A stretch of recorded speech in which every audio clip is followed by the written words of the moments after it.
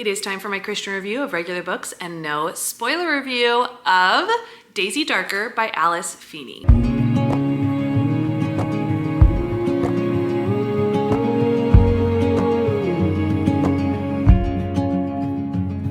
For those of you who haven't seen one of these videos before, here's what to expect. You're gonna get my regular review first, and then you're gonna get my Christian review where I go over pieces of a book that may or may not have a fellow believer or anyone wanting to read it. If you're wanting more detail about these reviews, then go to the video that's pinned at the top of this playlist. The very first one there can give you all the information about my Christian reviews. However, for now, let's go ahead and get into my regular review. Not too long ago, I had also read Alice Feeney's Rock, Paper, Scissors, and I had the best time reading that book. Twist got me so good, and I was so invested from the very beginning. Now, one thing I will say about Alice Feeney is I don't think her twists are super shocking, but I do think that the way she tells the story is so fun and engaging that I don't really care. I also feel like Alice Feeney as a whole kind of breaks my traditional view of UK authors, or a lot of UK authors, which is that they tend to write these characters that just go downhill first, and then at the very deepest, darkest place is where that book starts, and then they start to build back up.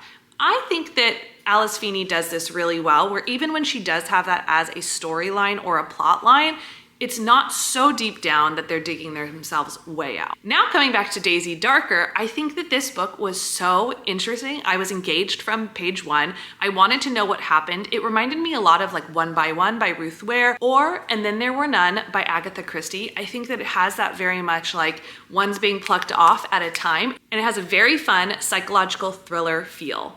I ultimately enjoyed my experience with this book. However, I did guess one of the main twists at the very beginning of the book, and one of the other twists ended up having a piece in it that didn't sit well for me. But I'm gonna get into detail with that on my Christian review. Because of those two minor things, I rated this book 4 stars. I still had a great time. Now let's go ahead and get into my Christian review. The first category I always love to touch on is smut or spice, and no, there is none in this book. There is a scene where something happens, but it's like fade to black, very easy to avoid, don't even have to really worry about it, so that is a win.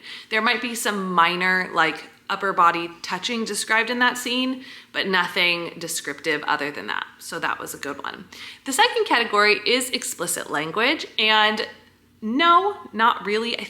There's like 1 or 2 words in there that are said, and usually it happens in a lot of these books, but it's not so extensive that I would be all that concerned about it. I think that it would probably feel maybe even appropriate given the situation, the book, like what these characters are going through. This last one will kind of spoil the book for you. However, I do think it's an important piece. If you really don't want to be spoiled, go ahead and get on out of here. Don't worry about it. However, for those of you who are concerned, there is an aspect of this twist that is paranormal. And I was totally surprised by it because that's not been my experience thus far with Alice Feeney or really with a lot of thriller books.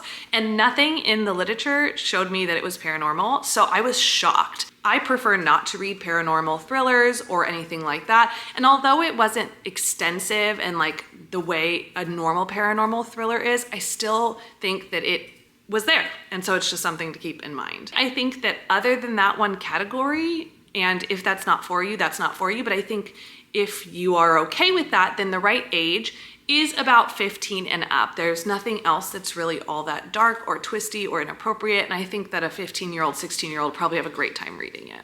As always, you can make sure to hit the like, subscribe, and the bell so you can stay up to date with everything that's going on with these Christian reviews and see when the next one's coming out, because we're posting them all the time.